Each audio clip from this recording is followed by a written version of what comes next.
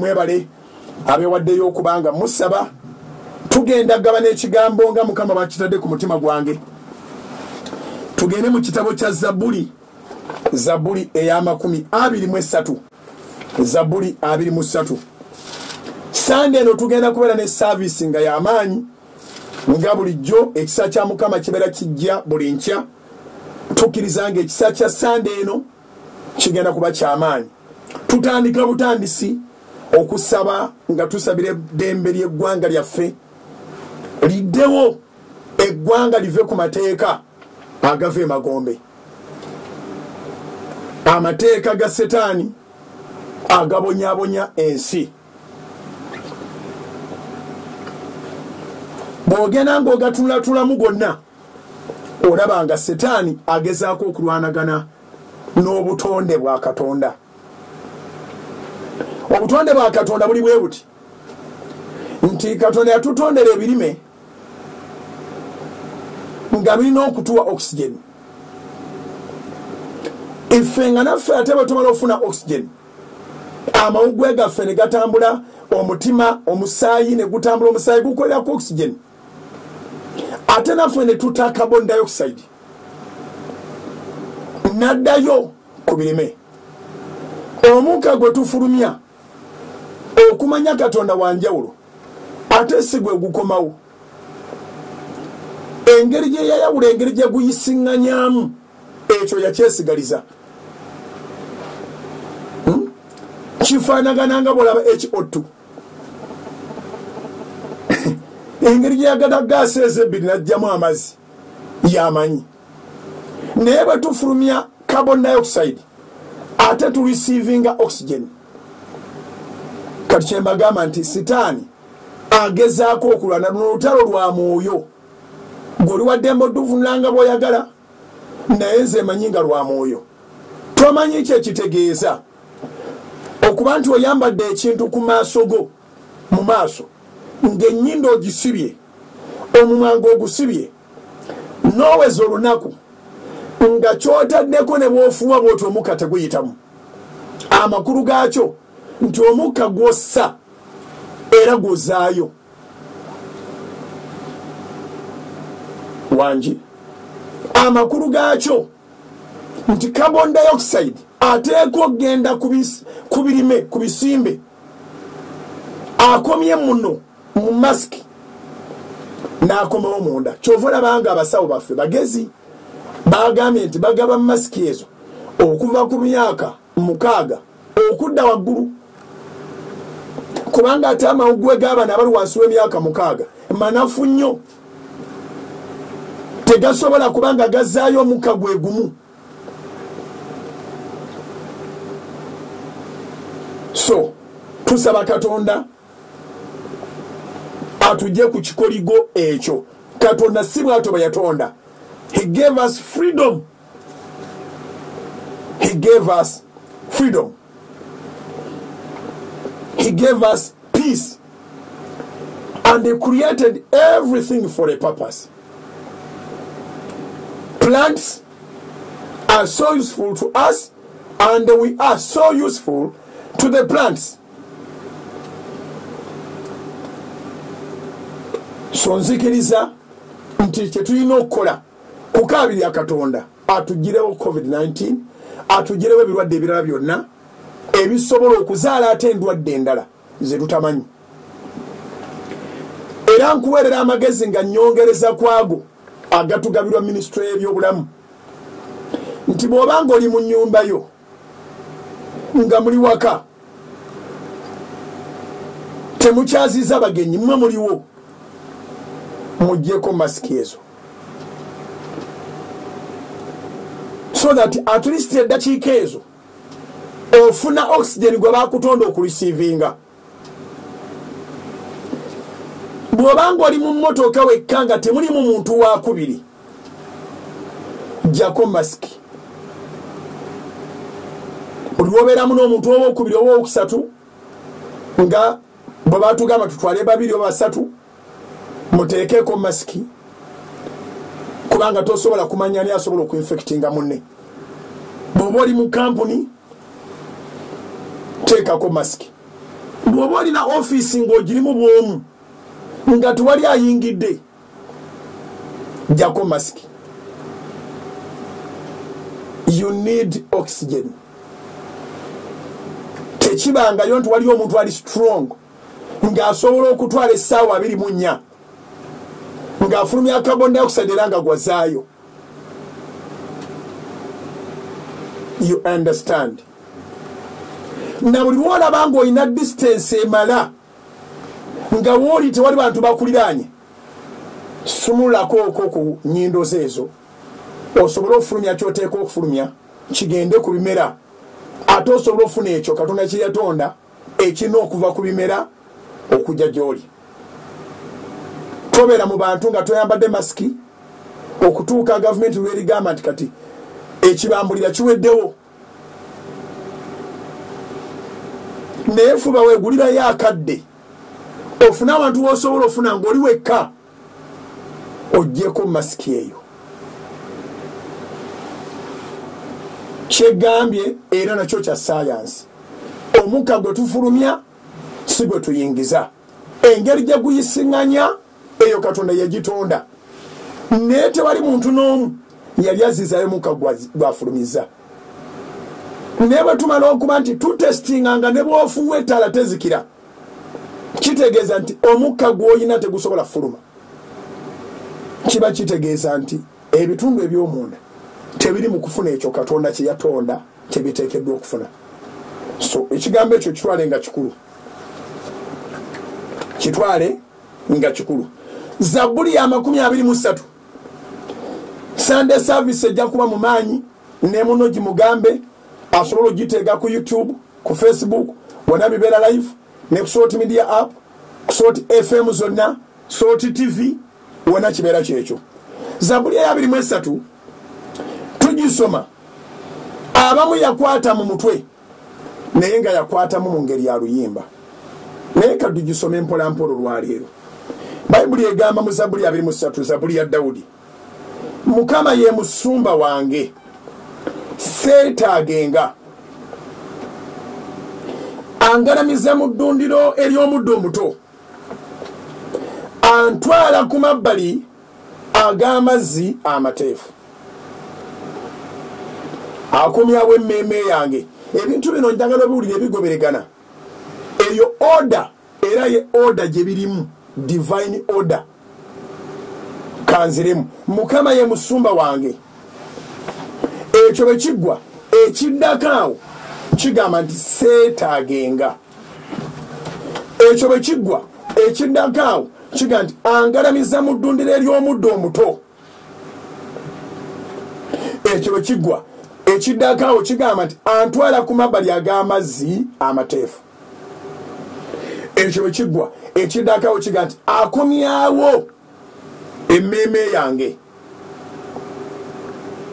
Ekyo bwe kiggwa kigamba nti ekiddako kigamba nti anuŋŋamya mu makubo ag'obutuukirivu ku lw'erinnya lye.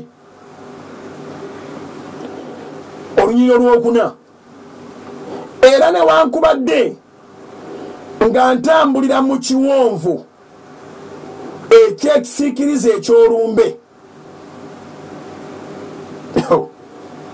wazibu nnyo.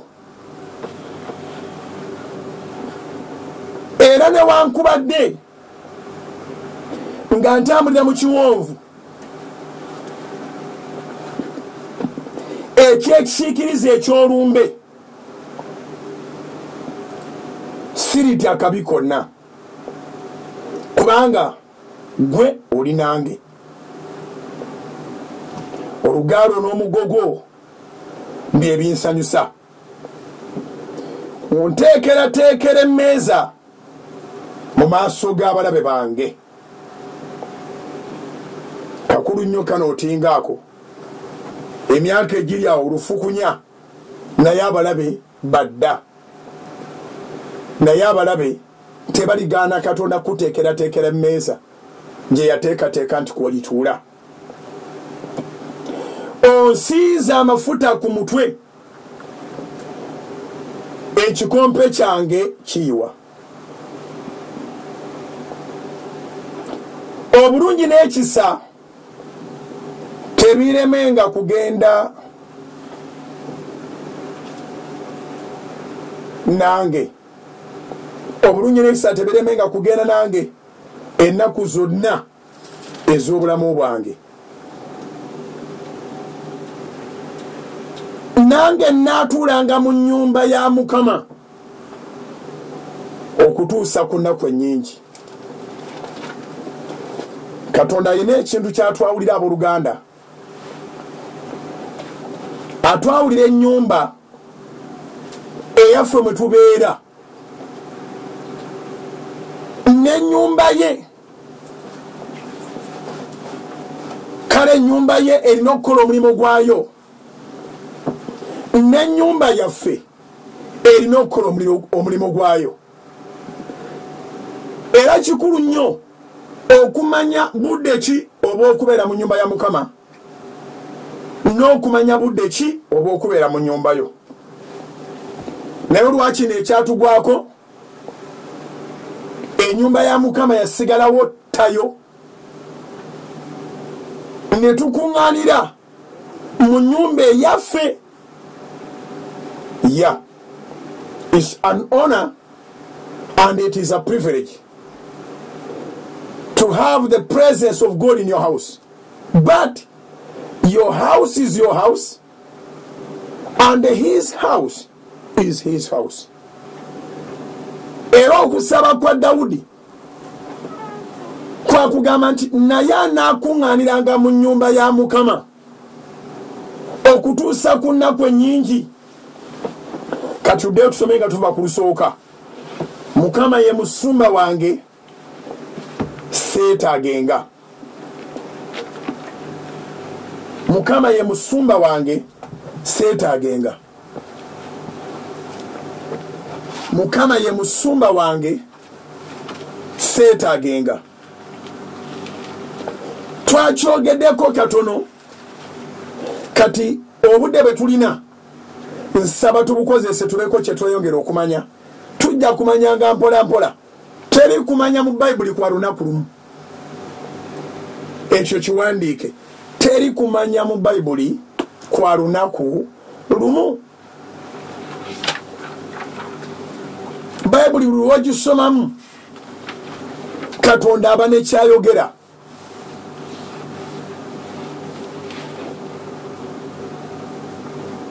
Kye tuyita okubikulirwa kitegeeza nti buli lw'otunula mu kyawandiikibwa Katonda aba nekyabikkula. Era olwaleero ogenda kwewuunya ng'obadde omanyi Zabbuli 23 kati ng'ogenda gifuna mu version Mukama gy'alina okutuweera mu biro bino. Katonda wa Ibulayimu ne Isaaka ne Yakobo, tukwebaza obadde naffe okuba ne twatandise. Tusaba Mukama ffe Taata osumulule omwoyo omutukuvu ow'amagezi, okumanya n'okutegeera, okubikkulirwa ekigambo kino eky'olwaleero. Buli omu omulokole n'atali mulokole akitegeere. Tweyanzizza Mukama mu linnya erisinga amanya gonna erya Mukama ffe Yesu. Mukama ye musumba wange kitegeeza nti kati otegedde nti omusumba gw'oli naye musigire. Omusumba gw'oli naye, omubuulizi w'enjiri gw'oli naye, omutume gw'oli naye, yenna yenna akuluŋŋamya mu by'omwoyo, si yenna nnyini kintu. Alina gw'aweereza. Ekigambo kye kiva kibeera nti oyo muweereza wa Katonda. Era olina okufuba ennyo omuntu yenna akuluŋŋamya eba akukulembera mu ky'omwoyo akulage by'oli gw'aweereza, so si ebibye byagunjiza. Kiwandiike. Always put in a lot of effort to know that your spiritual leader guides you to know the one who he serves, but not his own agenda. kiteeke mu luzungu olukwanguyira lwotegeera naye kyeŋŋamba kyekino ofubanga nnyo omukulembezeewo gw'ossaamu ekitiibwa ow'omwoyo akuyigirize oli eyamuyita so si ye yeeyigiriza gy'oli.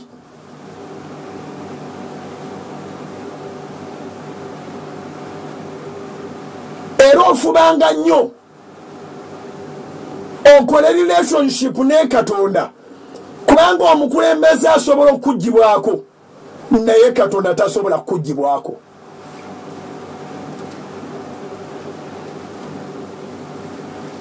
Nkyayogera ku Mukama ye musumbawo, nkyayogera ku Mukama ye musumba wange.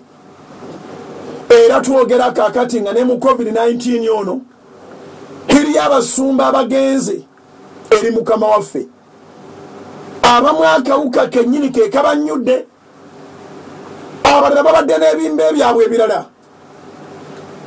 Omubiri guno guliko olunaku olw'okuguvaamu ne Ibulayimu yaguvaamu.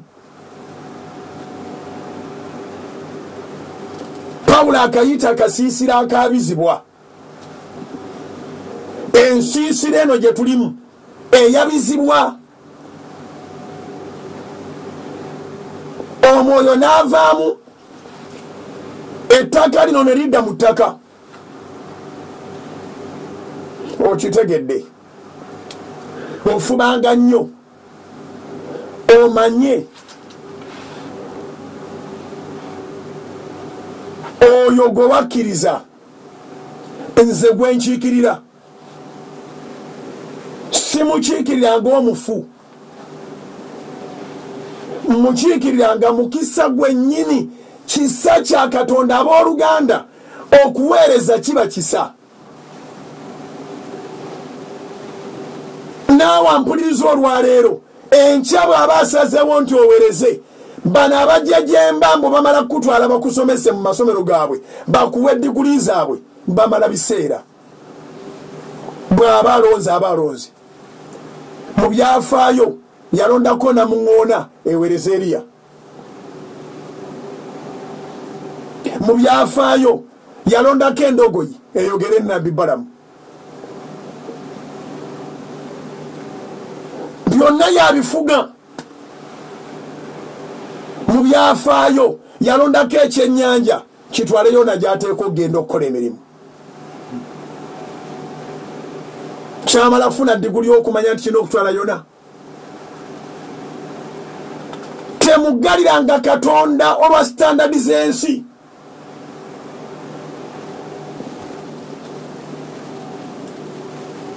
Toggaliranga Katonda olwa standardi z'ensi.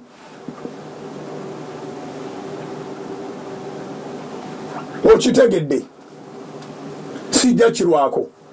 Naye omuntu yenna ayimiriranga bwenyimirira ali limited, ayina limitations. Any man or any woman of God that stands as I stand has limitations. You should not put your trust in that person. Don't put your trust in me. Put your trust in the God that I introduced to you. Put your trust in the God that I serve. Waliozeeyo oko mu banka ne bagamba nti manager yafudde tafana sente zo. Waliozeeyo oko mu banka ne bagamba nti kashiya bamukyusizza bayinza n'omujja ekampala ne bamutwala eggulu. Olina okufuba okulabika nti relationship yo erina banka so sina kashiya. Bw'olaba banka tekyali mu bwesige bwe weetaaga giveeko. Kati Mukama bw'abanga ye musumbawo nze bwe nkutegeeza Mukama nga bwe nteekeddwa mu kutegeeza. Ne bwe wajjawo pandemic, ne bwe wajjawo challenges ezifaanana zitya, osigala oli munywevu kubanga omukono gwange guliko we gukoma. omukono gwa mukama tegukoma. Mukama bwabanga ye musumbawo asigala akusumba ngo linemukomera. Twasoma luli ne tusoma ku Yusufu nga Yusufu liwe yalandinga ng'ekigere mukama yabanga naye. Era Yusufu tiyalekeraawo birooto bye, tiyava ku birooto bye kubanga embeera. Yuda bwe yaleeta ebiteeso ebimuguza abawarabu abasuubuzi b'abantu tiyalwana, ne bamutwala. Abawarabu abaamutwala ne bamutunda mu nyumba ya Potifari n'abeerayo. Ne Potifari yennyini yasuubula Yusufu n'ajulira nti ono omusajja aliko omukono gwa Katonda. Abooluganda, bw'obeera bound to me you can sin. Sirina mwoyo gwenkusindikira nti akusupervising ayogere naawe. Naye bw'obanga nakuteeka mu Katonda, eno embeera ne bweba yakutadde mu kyalo kyawa, ogenda kugiyitamu ng'otambulira mu makubo ag'obutuukirivu. Abantu bangi abatali grounded mu Katonda ng'abasumba baabwe babalwanira n'obalwanira naye nga tebamanyi nti abasumba basigire. Abasumba bakaseera buseera. With the pastors we are temporary. Only God is the permanent shepherd.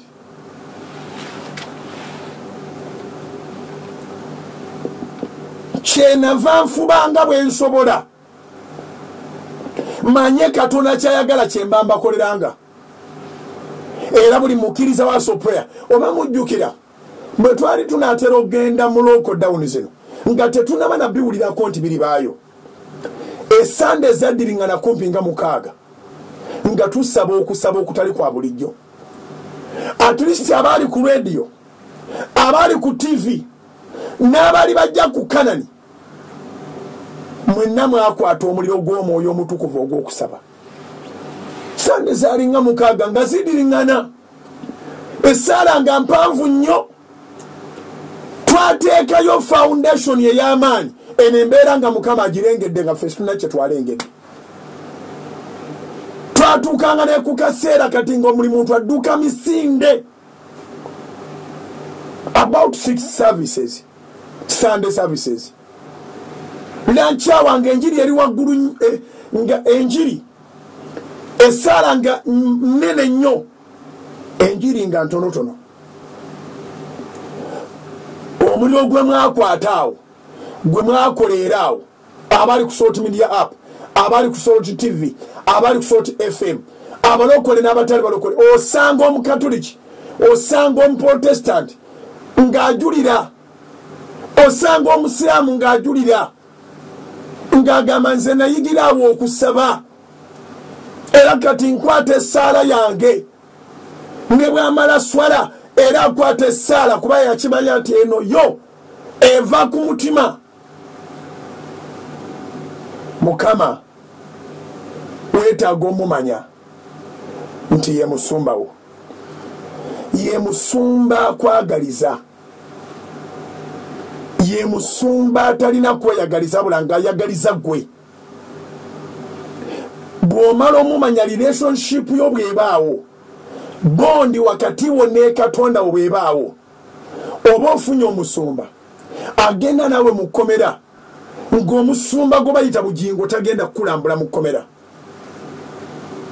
Bw'ofuna Katonda oba ofunye omusumba agenda nawe mu ddwaliro, ng'omusumba gwe bayita bugingo tagenda kujja mu ddwaliro. Bw'oba ofunye Katonda oba ofunye omusumba agenda okubeera nawe ng'olwadde endwadde enkambwe, ng'omusumba gwe bayita bugingo tagenda kusemberera. Katonda asinga mukazi wo, Katonda asinga omwami wo, Katonda asinga abaana bo, Katonda asinga bazadde bo, abantu bonna bolowooza nti bakuli kumpi bakuli wala. Katonda yakuli okumpi era tuwali akuli kumpi kwenkana Katonda. Akuli kumpi nti buli woolaga ogenda naye.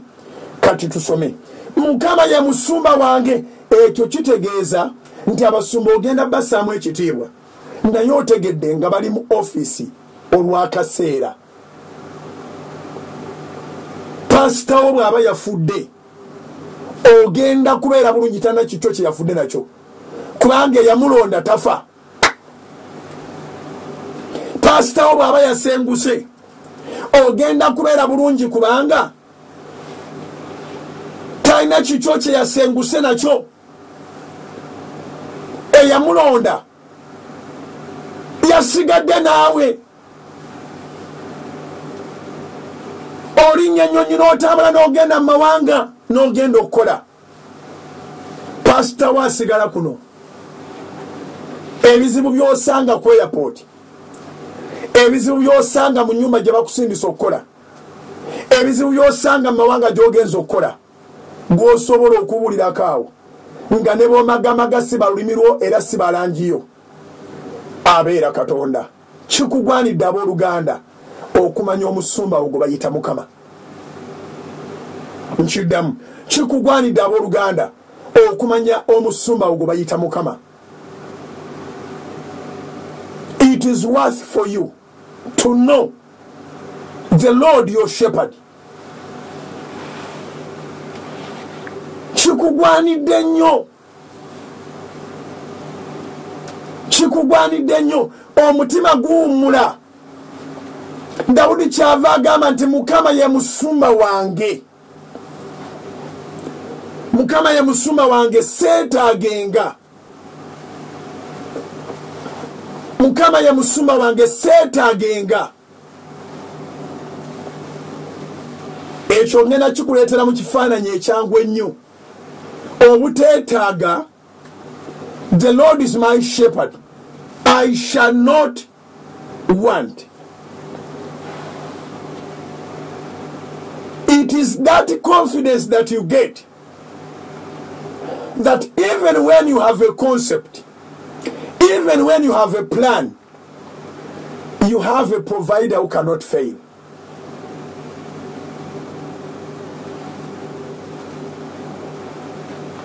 Si seetaagenga nti ojja kubeera ng'abo nga oli useless. No.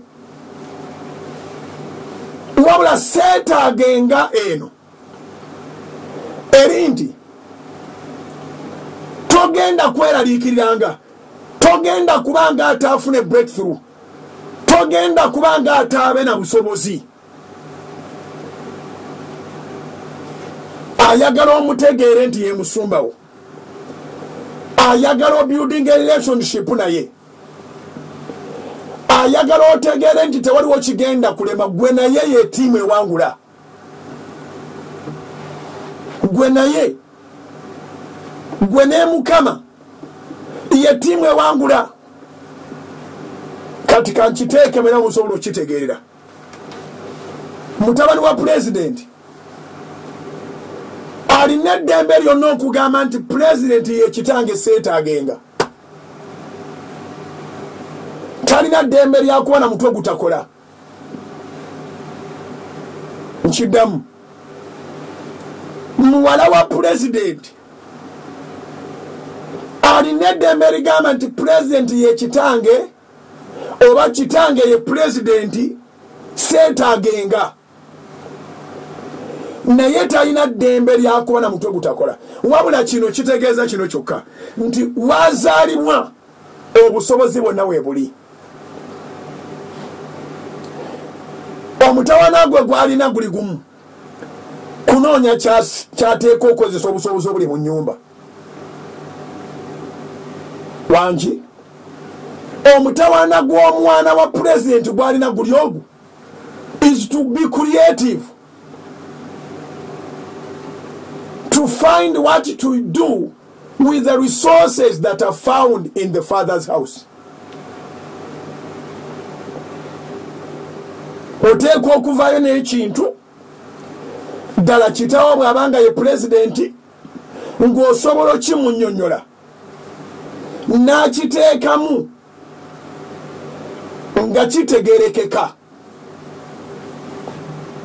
Naye bino ffe bye tukaaba era singa ndi kimuliraani mange waatali era singa kitange abaddewo era singa nasoma era singa nabeera bwe nti bw'omala okumanya nga oli mu buyinza bw'oyo asinga toba nakwejjusa. Actually ekigambo seetaagenga ndowooza tukivunule bwe tutyo kitegeera mangu. Tewejjusenga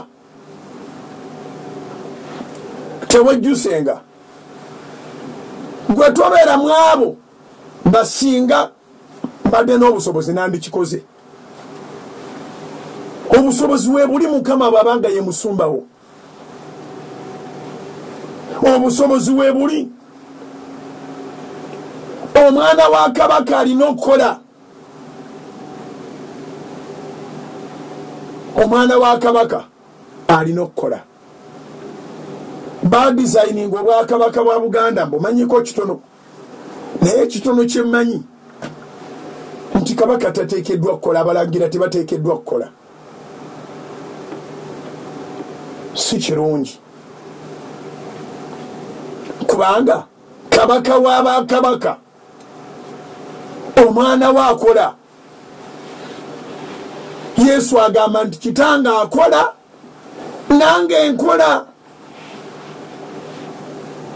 Wangi Yesu agamba nti kitange akola nange nkola.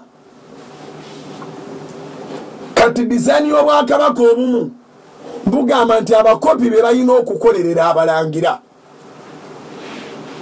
Abalangira oluusi ne beesanga nga babuliddwa ekyokukola nga balina kunywa bunywi mwenge na kufuna bakyala. Eyo concept ebeere yawukanye n'ey'Obwakabaka bwa Katonda. Amagezi we gakujjira n'otegeera nti Mukama ye musumba wo yakuvunaanyizibwako. One, obutuukuvu obwojja butambuliramu kubanga ono pasitawo tamanyi gy'osula, talina maaso galengera gw'oyingiza mu nnyumba oba gw'ofulumiza, tasobola kumanya ky'olidde na ky'onywedde. Era abantu abanyweredde mu bulokozi be bantu abategedde nti Mukama ye musumba waabwe. Ne bwe ziba nnaku nkulu talina we yeekweka addemu akemebwe kubanga agenda amanyi nti ali out of pastor's sight but he's in the eyes of God. Mukama agenda naawe era oyogera n'omugaa nti Mukama agenda nange. Ogenda China kusuubula, ogenda Bungereza kukola, ogenda mu nsi ki, tosobola kutuuka n'oga nti bampe ku mwenge. Kyotakola nga tukulaba ne bwe tuba tetukulaba tokikola. Eyo gye tutakulabira si ffe tukugaana okukikola. Okumanya kw'olina ku Katonda nti ali buli wantu wonna kwe kukugaana okukikola. Now ate okumanya kw'oba olina ku Katonda nti ye Katonda kukuyambako obutalowooza buntu butono. The day you discover that you serve a big God, you start thinking big. Chiwandike. The day you discover that you serve a big God, you begin to think big. Gwe nawe kuba akafaananyi ng'otegedde nti oli mutabani wa president oba oli muwala wa president n'otandika okulowooza okusiika ebinyeebwa obitambuze, n'otandika okulowooza okusiika amagi ogateeke ku tule nga mafumbe oba mafumbe oba masiike ogatambuze, n'otandika okulowooza naye singa nfunyeyo wirubaalo ebigaali 20 notandika okulowooza singa ofunyeyo takisi 3 ng'oli mwana wa pulezidenti era abaana b'abagagga bangi baboogerako boogezi nti omwana wa gundi abamu balowooza nti abagagga ebyobugagga byabwe babisaddaakira abaana abo abaana abalabikanga abasiru balowooza nti abagagga babawongayo ne waliwo abantu abazaalibwa mu bugagga ekyokuzaalibwa obugazaalibwa mu bugagga nekisiba amagezi ge nga byonna weebiri ne wabaawo abantu abazaalibwa mu bwavu ekyokuzaalibwa obuzaalibwa mu bwavu nekisumula amagezi ge era abangi abagagga b'omu kibuga Kampala bemanyiiko background yaabwe yabaavu era balwanye Katonda bayambye okutuuka batuuse challenge gye balina eryegi abaana be bazadde ng'ebintu weebiri batono abalina essuubi nti abaana abo banayongerako nkiddamu bangi abazaalibwa mu bugagga ekyokuzaalibwa obuzaalibwa mu bugagga obwongo bwe ne bwesibira ku ekyo n'agaana okusoma n'agaana okulowooza n'agaana okukola byonna n'abigaana n'ayogezanga boogeza ku kitaawe ne munnanga abantu basala gwa mazima boogera nti kitaawo ali successful naye mu baana be yazaala gwe wamusala ya kale gundi abaana bamusala oba abaana b'abawala bamusala oba abaana b'abalenzi bamusala oba omwana we gwe bayita gundi yamusala ovunaanyizibwa ku kukozesa omutwe gwo. Every adult is entitled to his success or failure. Chiwandike, every adult is entitled to his success or failure. Don't think that you will fail and your failure will be attributed to somebody else.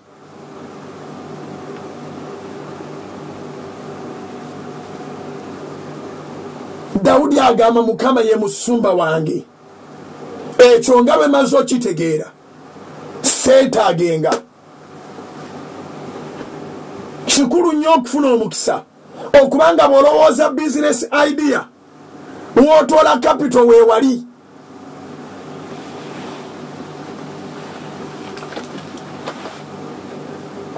Kikulu nnyo ofuna omukisa okubanga w'otoola weewali kati nga gw'omutawaanagwo gwakulowooza bulowooza kyakukola so si kyakukozesa.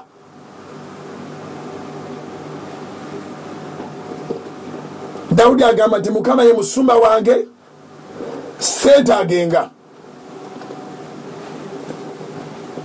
Amakulu gaakyo nti omusumba we ali mu overflow.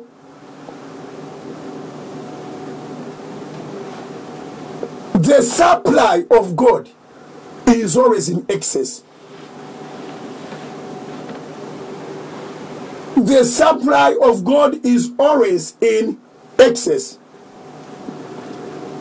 There is no and there will never be shortage of supply in God. There is no and there will never be a shortage of supply in God. Tewali bawo bula eriye byetaagisa mu Katonda. Njogera nga nyimiridde ku bujulizi singa Katonda tali mu excess ya supply tetwandibadde na Soloti TV, tetwandibadde na Soloti FM's radio mukaaga mulamba, tetwandibadde ku platform zonna okuva ku Free to Air paka ku DSTV, tetwandibadde ku Soloti Media app, tetwandibadde na kye twakoze kubanga bino ebirooto si bitono. These are big dreams that you can only achieve if your family worked so hard and for a long time.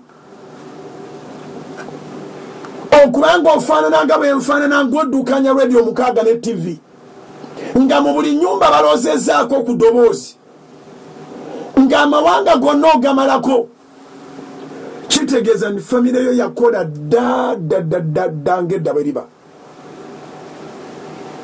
Naye abooluganda famire gye nvaamu is a very humble family. Naye bwe namanya omusumba omulungi Mukama ebirowoozo byange n'embigaziya bwe yantuma okubulira enjiri ebirooto byange ne bikyuka n'entandika okulaba ng'enjiri yeetaagayo ekituuti nga kya mulongooti. Natandika okulizoninga ne Katonda mu kuteesa naye ne muga nti omulembe gw'ompitiddemu ngulaba. Crusade etwala obukadde nga 5 okuweza wikisi 2 ngeri mu kifo kimu. Bwe muvaawo tewali ddoboozi lisigalawo nga lyogera. Bwentyo bwe ntandika okulowooza ku bya radio mbiteeke maaso ga Mukama. Ne mugamba naye bwe tufuna akawumbi kamu tugula radio n'ekuba disitulikiti 30 mu kawumbi aka omwaka ne guggwako ne tukwata omwaka ogwokubiri ne tukwata omwaka ogwokusatu okutuuka Yesu lwalidda nga 17 eyogera ne Kampala eyogera n'ebitundu eby'emiriraano eyogera na buli watu wonna okutuuka Yesu lwalidda nga tusobola okuba ne Crusade mu Busoga 98.2 Salt FM ng'emisana yakoze Crusade, ku makya yakoze Crusade, ekiro yakoze Crusade, kati esuzeeko n'engamba Mukama guno omulembe mpa media nga situnudde nate mu nnyumba gye nakuliramu ey'okwanika amabaati ey'okwanika amanda ku mabaati eya leediyo eyakabawo ey'okukubako eyogere nga ntegedde ndi Mukama ye musumba wange saatawanya musumba gale skiina gye naye atulira obulokozi. 1992 I got saved at KPC. I have never asked a penny from my pastor. Not at all. But I knew my calling. Nenteesa ne Mukama nampa abantu nembabulira kye neetaaga kye twetaaga okukola n'olwaleo kiyimiridde. Abataasooka kulaba sensi n'akamu mu media jjukira nti twakola radio ne TV nga tukyapangisa na kupangisa. Twali tupangisa mu Bati Valley Theatre mu mwaka gwa 2011 2012 2013 2014 14 ne tukola radio ne TV nga tukyali mu muzigo. Nga nze nengedde nti okugula ettaka n'okuzimba ekizimbe tolina bw'obigeraageranya na mpewo. Era olwaleero ebizimbe ebyalya billions and billions biriko ekufulu, sente ezaagendamu tezina bwe zituusa ddoboozi kwabo ababadde bakuŋŋaaniramu. So nga sente ze twateeka mu Soroti FM ne Soroti TV ne bino bye tuteekamu $, ebya apps na kinaki tuweereza normally. Tuweereza era Mukama atuwadde omukisa nti ne baganda baffe ne bannyinaffe abainvestinga mu bizimbe nabo kati bali kuffe, n'abakkiriza beewaabwe nabo bali wano bawuliriza. Naye njagala bategeeza kikulu nnyo okumanya nti Mukama ye musumbawo. Olunaku lw'omanya nti Mukama ye musumbawo ogenda kukola ebisinga ebyo yakwatuza obulokozi. Olunaku lw'omanya nti Mukama ye musumbawo ne bwe naabanga ekyo kyokka kyemuliddeko mu dakiika z'ensigaza ogenda kusabanga essaala gy'otasobola kusaba na musumba wa caakiyo. Abooluganda bw'otegeera nti Mukama ye musumbawo gwe weebegerako. Era nsaba muyige okusabanga essaala nga temuzingiza mu basumba. Wali omusumba nga tosobola mugandi musuma tugate emikono neetaaga miliyoni za $5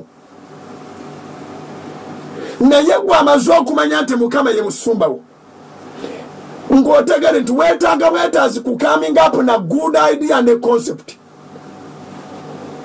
obiteeke mu maaso ge agabirire osobola okujjanga ng'ekyo ky'okaabirira mukama n'akikuwa abasumba bangi abenyumiririza mu babiliyoni abe bayina naye nga tebalina contribution kimu kyokka kye baakola baababuulira nti abange temusinza nze waliwo eyampita era ngenda bakulembera mu kusaba olwaleero buli muntu yogera naye katonda ku ekyo kye weetaaga bayibuli eyogera mu Zabbuli eddako yennyini eya 24 olunyiri lusooka wano Zabbuli eya 23 tusomi lusooka gwe tukyannyonnyola Zabbuli eya 24 olunyiri lusooka bayibuli egamba bweti ensi ya mukama ya akukange kange ng'otegedde eri agamba ajja kulemesa ensi eno siye eri agamba tolina kyojja kwekolera mu nsi eno alimba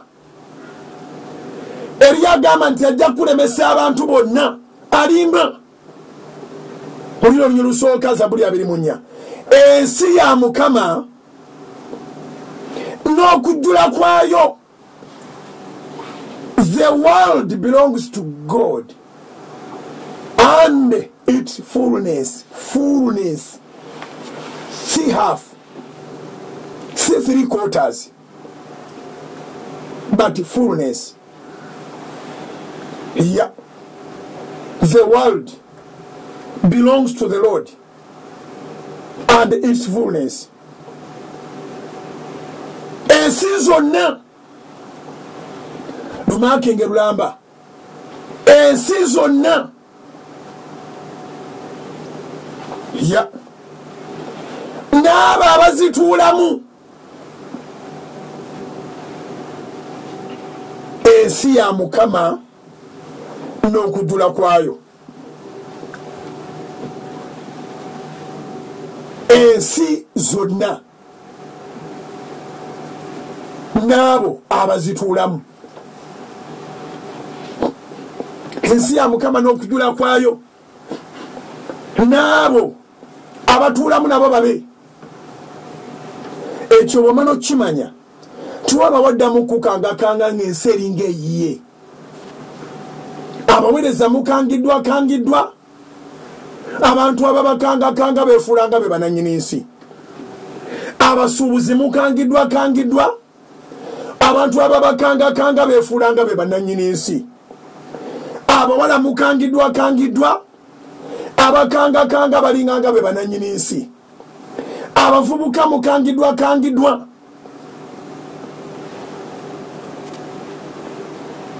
ensi ya mukama gwe omukwano gukole ku mukama ojja funa ettaka mu nsi muno omukwano gukole ku mukama ojja funa ebirungi kuba byonna ebijjuddemu bibye. Juzi Gaddafi yafa, Saddam yafa, Bin Laden yafa, Nagaga yali asinga obugagga mu nsi yonna emabegakawo yafa, bangi bafudde. Tolina kyojjamu,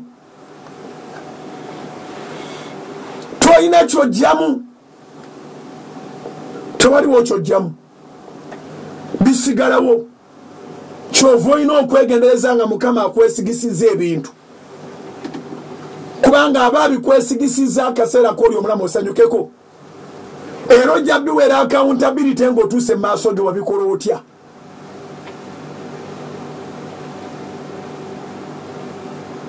Ensi ya mukama n'okujjula kwayo gwe kyova olina okubeera omugezi n'oteekiika mu muntu n'otayogera bigambo bitalimu magezi. Oyo talina kyalifuna, oyo ajja kufanga abunga, oyo tajja kufuna bamwagala, oyo gw'otawasiiza waliwo omuwasa, gw'otafumbirwa waliwo omufumbirwa. Abantu abajjudde mu nsi ba mukama si babo, gw'otawadde waliwo omuwa.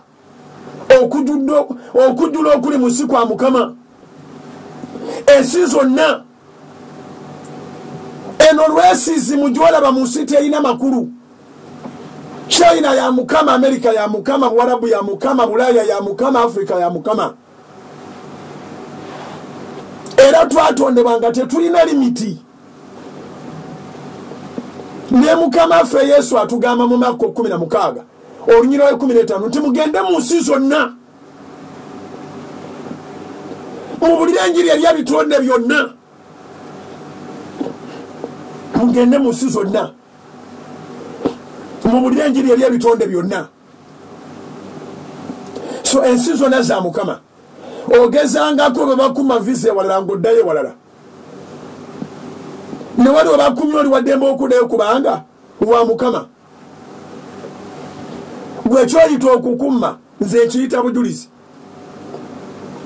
Buli w'osaba meeting empapula zo mu embassy emu n'etekuwa oba ofunye ekintu kimu kyokka bakutegedde nti mu simu oli ate bategedde ne interest yo.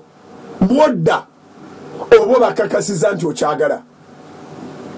Teri kintu kibi nga kukwana muwala mulundi gumu n'agaana n'ogenda ng'omwogerako nga bwe yakugaana. Neera bwe kuba akafaananyi oza okwana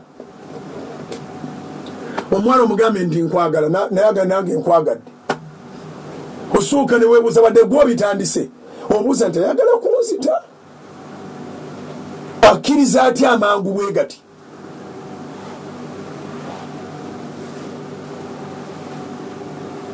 Kati okulemerako okwo kukutuusa kukuwangula. Lemerako tuddeyo wali tuzeeyo mu Zaburi ya 23. Mukama ye musumba wange seetaagenga. Abasumba nze nga mwendi n'abalala bangi tuli bakaseera buseera. Obeera mulogo nnyo bw'oba ogamba nti ekkanisa eyo ebeesinze ku ggwe ng'olingaga nti bonna nga bw'obakulembera balimala kufa ggwe olisembayo. Abaana abato b'ensumba nja baleka mu nsi. Ekkanisa mukama ajja kulonda abalala baligitwala mu maaso. Mbuvunaanyizibwa bwange okulaga mukama nti ye musumbawo nze ndi musigire. Akola mu banka alina okuwa services ennungi. Oyagale banka so oyagale ye yagenda. Akola mu kitongole alina okugaba services ennungi. Either afune promotion agende waddako awa abadde akusavingira olala akusavingirewo. N'olwekyo obwakabaka bwa Katonda yabufuga. Mukama ye musumba wange seetaagenga. Seetaagenga eno gye njagala okunnyonnyola. It's an assurance within you that all things will be possible since the Lord is your shepherd. Mukama ye musumba wange seetaagenga nti ne mwolima atonyesa enkuba watali nkuba. Agaba ensigo ate n'agibaza.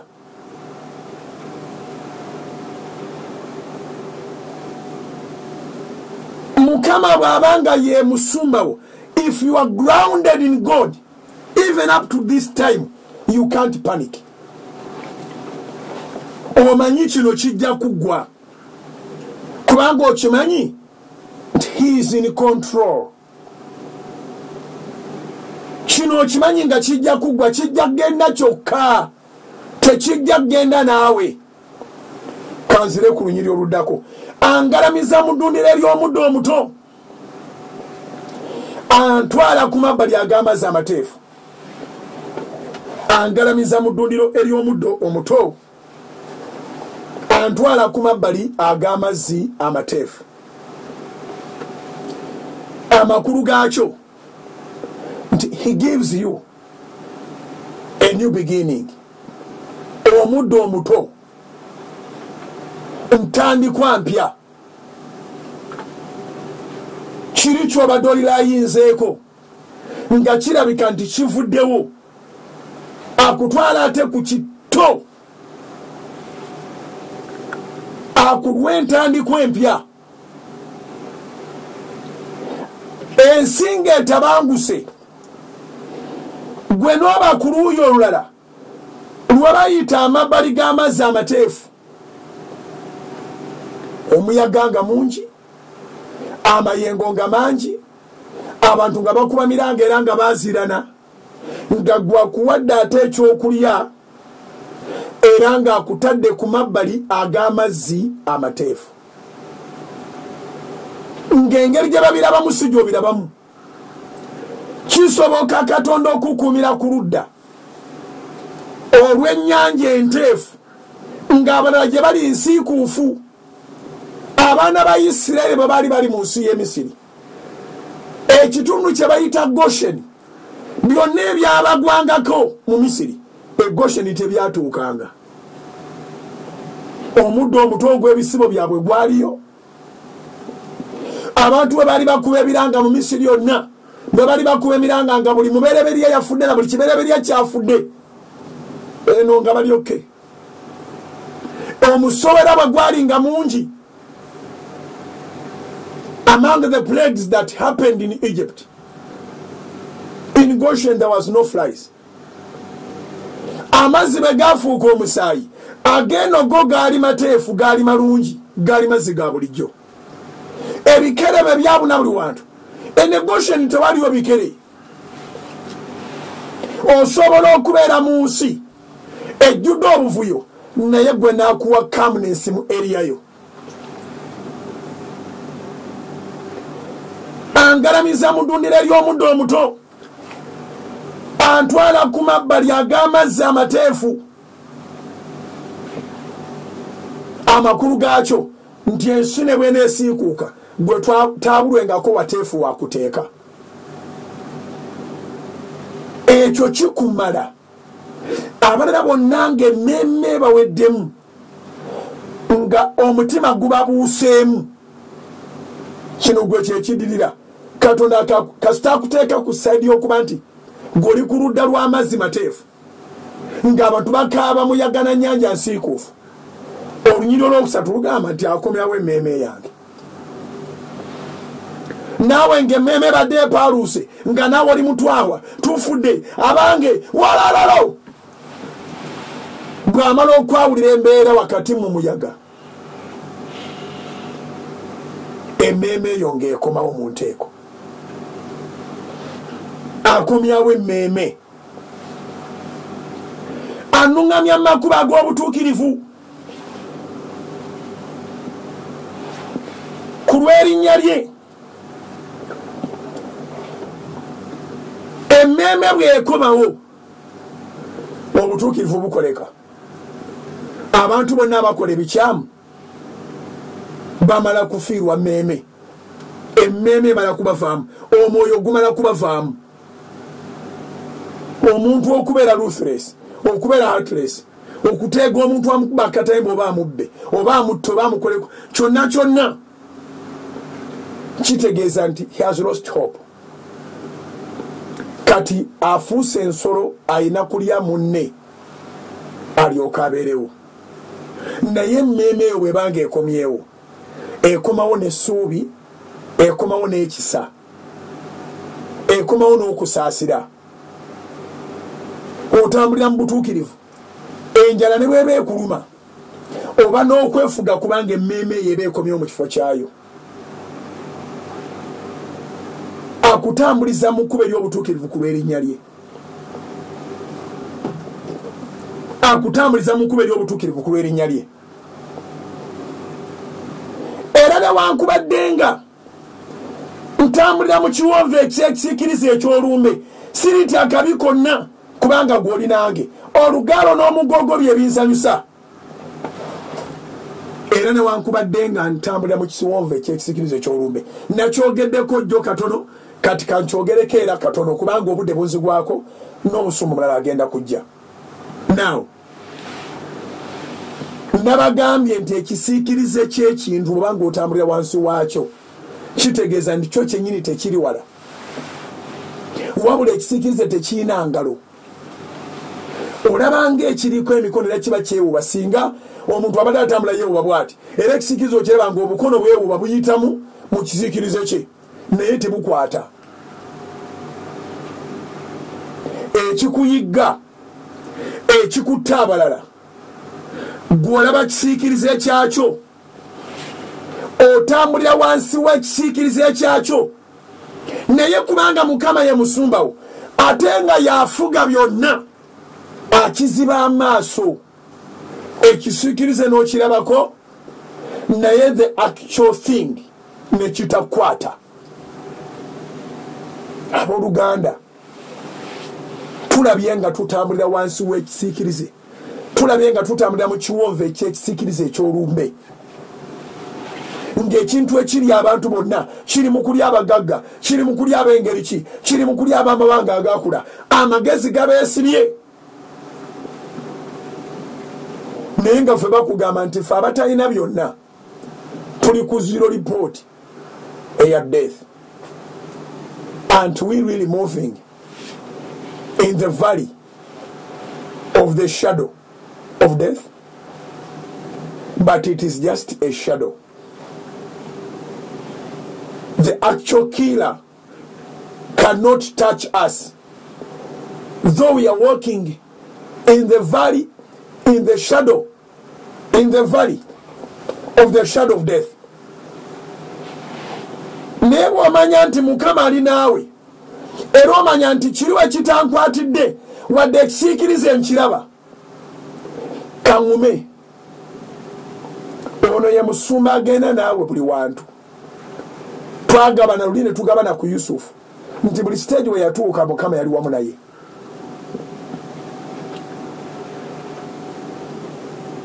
kubanga gw'olinanga esiriza akabi konna kano kapaati nja kudda nkasomese akaga nti olugalo n'omugogo bye binsanyusa olugalo n'omugogo kikola emirundi eki ebiri omusumba bw'aba n'omuggo nze ndi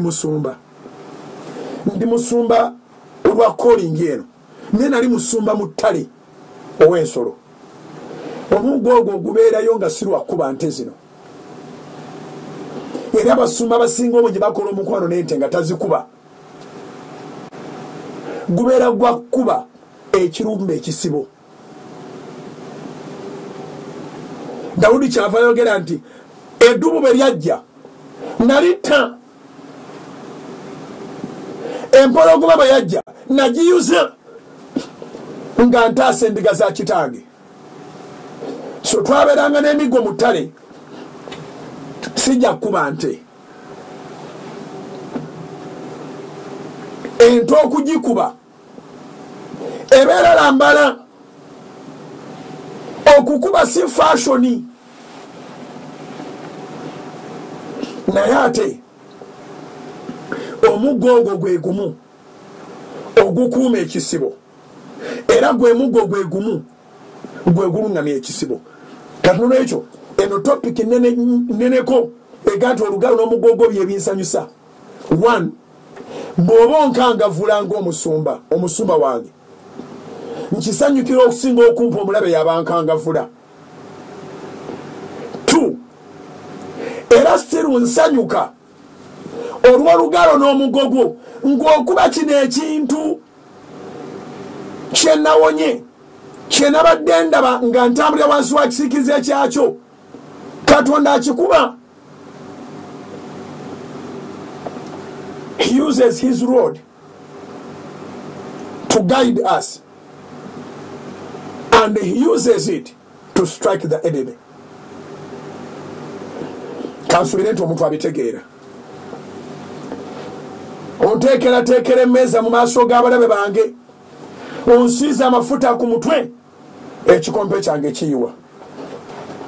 Omulabe ne bw'anaakola atya, omulabe ne bw'aneeyambula olunyiri lumaakinga olwo, Zabuli 23 onyiri olwokutaano. Onteekerateekera emmeeza mu maaso g'abalabe bange, onsiiza amafuta ku mutwe, ekikompe kyange kiyiwa. Oluvannyuma lw'emitawaana, oluvannyuma lw'omuyaga, oluvannyuma lw'ebizibu nga bifaanagana bitya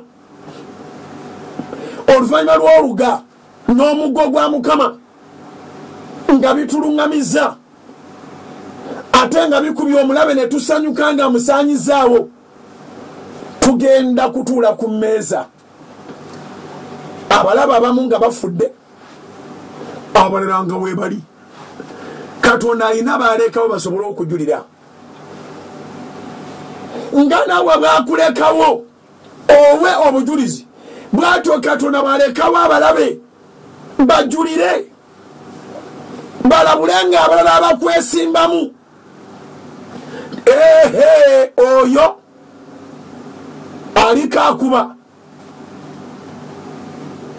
Falawo yagenda okulabula Abamisiri banne nti tudduke tuve emabega wa Isirayiri Katonda waaba abalwaniranga. It is too late. One thing I can assure you, nobody can withhold the plans of God.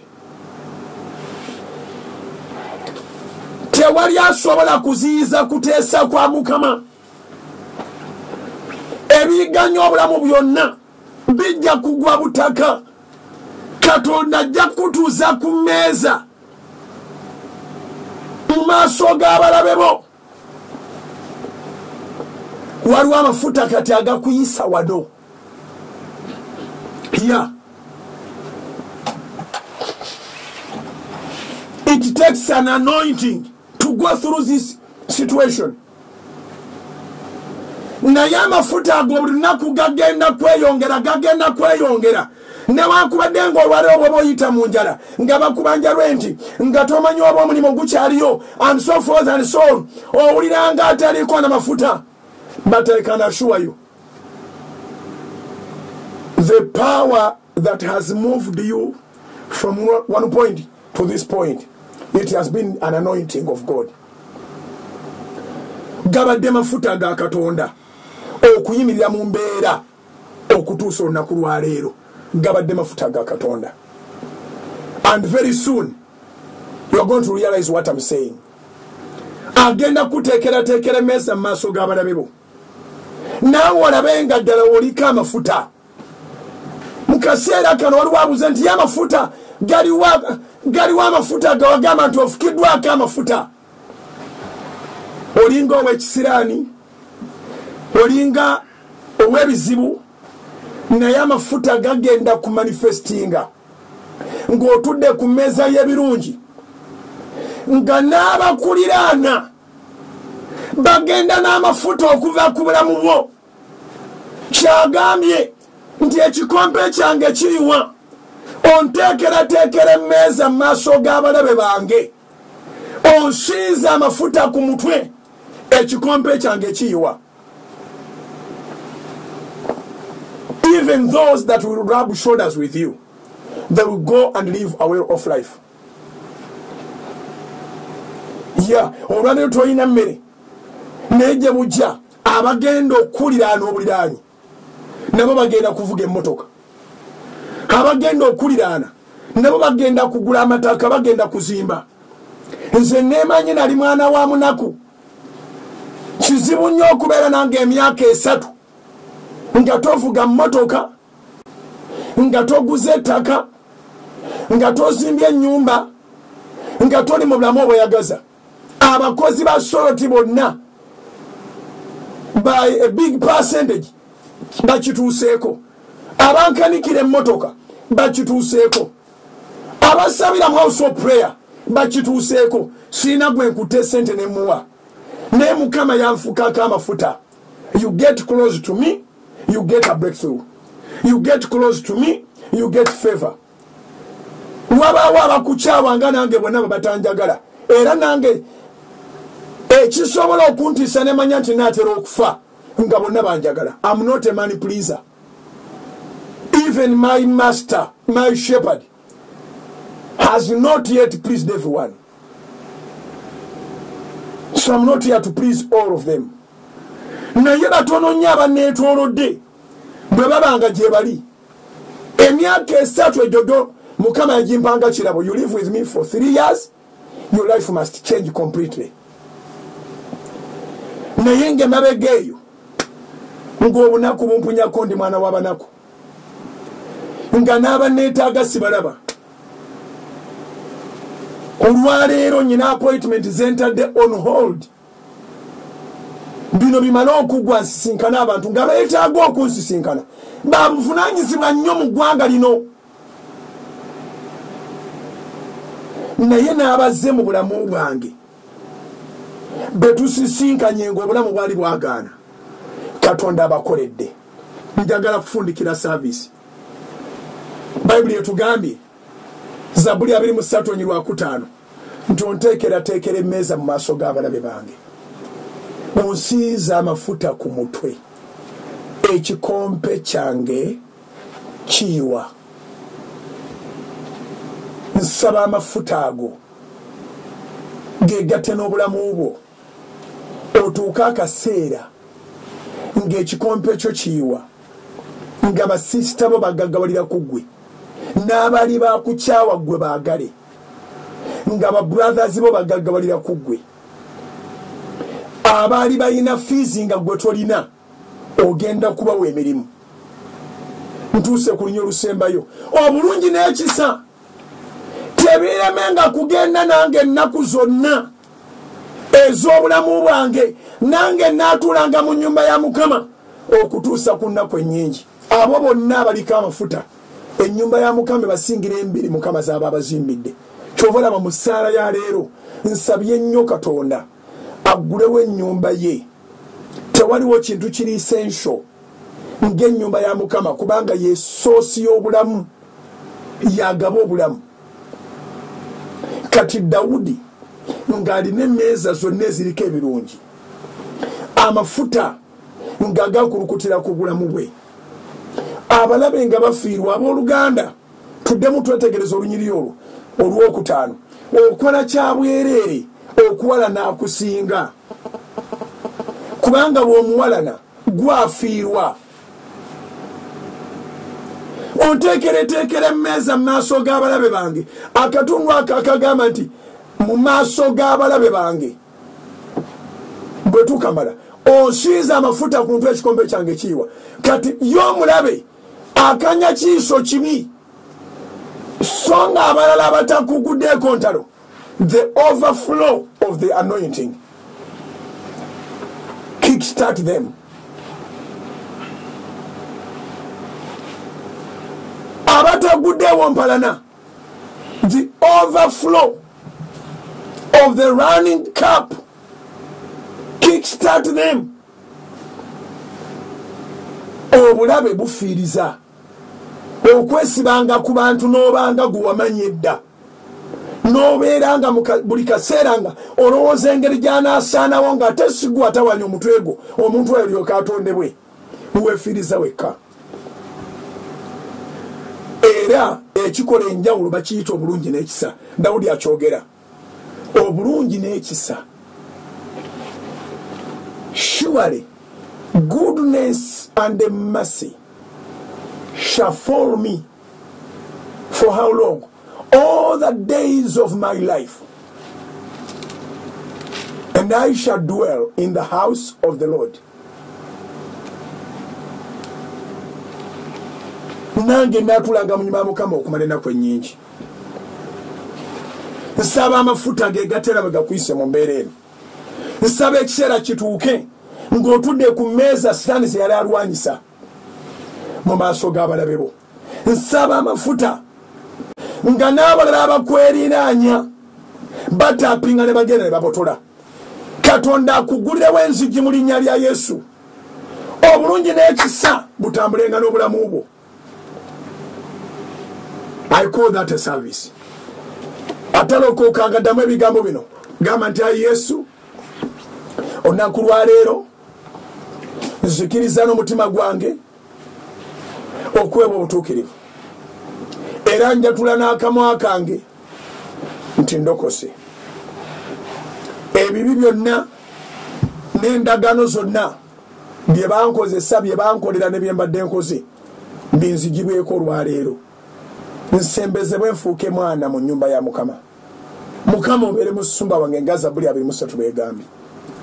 sangula amanya gange mu bitabo bya Geyeena ogajje mu bitabo by'okufanga ndi muto gajje mu bwavu gateeke mu kuwangaala mu kuwangula ne mu kitabo ky'obulamu butagwawo. Amina. Anywezezza endagaano y'onywezezza nnyo alokose nga gwe gusoosolokokedde ddala. Nsaba Katonda wa Ibulayimu ne Isaaka ne Yakobo akunyweze mu ngeri yeteegaanika. Oveemu omusajja, oveemu omukazi, oveemu omuntu ow'amaanyi gwe boogerako nga n'abalogo bakutya because of the anointing mu linnya lya Yesu. Kwata ensawo yo, kwata essimu zo, kwata manepaasi yo, kwata ebisumuluzo, kwata vision book yo, kwata wallet yo, kwata ebintu byotukirize Katonda abeera omulamu. Kitange gwenyumira maaso nga mpeereza bulijjo nsabira ebintu by'abaana bo abalina amafuta nago nga sabira saavisi eno ngewedde beesiga amafuta nangira obujulizi mu bulamu bwabwe n'omukisa. Katonda akole obujulizi obwewuunyisa mu linnya lya Yesu. Nsumula amafuta ag'omuwendo omungi okuyisa mu buli muyaga. Omusumba omulungi akugalamize mu muddo omuto ku mabbali g'amazzi amateefu. Ensi nga nsiikuufu buli muntu ng'alaba tebisoboka nga waliwo calmness mu bulamu bwo. Emmeeme yedde mu nteeko. Kino njagala okiwulira ogenda kuyitawo mu linnya lya Yesu mu buli ngeri. Nangira omukono gwa Katonda eri obulamu bwo, abaana, abazadde, basingoozi, bamaredizi, Mukama baviireyo. Katonda akole ebyamagero okuyita amasimu ge mukutte. Omusumaafu omulungi atugambye bwe tumutegeera tuba titwetaagenga concept, vision, plan agenda zigabirira. Nsaba agabirire wadde olidde capital wo. Nsaba Katonda akuwe business esinga capital gwe walya. Nkirangirira ng'omusajja wa Katonda.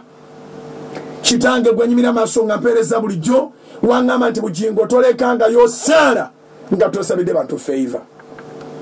Kyenva mbasabira favor, extraordinary favor, the favor that attracts miracles like a magnet, irresistible favor, the favor that none of the enemies, your adversaries, can be able to contradict or resist. In the mighty name of Jesus. Mbasimba mu mawanga yonna gye muli, mbasimba mu ggwanga lino, mbalangirirako okuyitawo. Mukama abawa amafuta agali very strong mu linnya lya Yesu. Olunaku lutuuke ng'ekisiikirize wakiyitako nga n'omubi alina nnyini kisiikirize yattibwa, otule ku mmeeza y'ebirungi mu maaso g'abalabe bo ng'abakuliraana amafuta agakulukuta gamala okutereeza obulamu bwabwe mu linnya lya Yesu. Obulungi n'ekisa byegatte n'obulamu bwo. Nkuyitira omukisa okuva mu nsonda zonna, ogw'omu masekkati, oguba eri Kitaffe n'Omwana n'Omwoyo Omutukuvu. Omukisa ogutaliiko obuyinike gutwale mu linnya lya Yesu. Kitange waŋŋamba nti bugingo bonna b'osaba nabo ndibafuula akalango. Nsaba essaawa zino zonna eziweereddwayo nga saddaaka ennamu mu maaso go zifuule abawala obulango, zifuule abavubuka obulango, zifuule abaami obulango, zifuule abakyala obulango, abali mu Uganda n'abali mu diaspora. Katonda akufuula akalango. Zabbuli 23 ogitoole ennamba ekugweremu n'ebigirimu byonna bituukirire mu bulamu bwo. Kitwale ekyo nange nkitutte in Jesus name. I call that a service. God bless you. Tosubwa Sunday service etandika ssaawa 4 olw'ekisa kya Katonda. I will stand up to 4 by the grace of God. We are here to serve you, to make you go through this situation comfortably by the grace. Nziramu okutegeeza nti ffe Mukama yatubikulira nti bino ebiro byakukwanjulira Katonda so si byakukujja mu nsimbizo. Ne munno mugambe ku Salt FM, ku Salt TV, ku Salt Media app ajja kubeera kafuna esavisi gy'ayagala. Tewajja kubeera bamugamba nti send this money or that. Ekinaakununula mukono gwa Katonda si nsimbizo. Mukama abampeera omukisa. Temuvaawo. Omusumba Kasaya anaatera okujja bwenvaawo kati ajja agenda kubatwala paka ssaawa 12. Mukama abawo omukisa. Bye.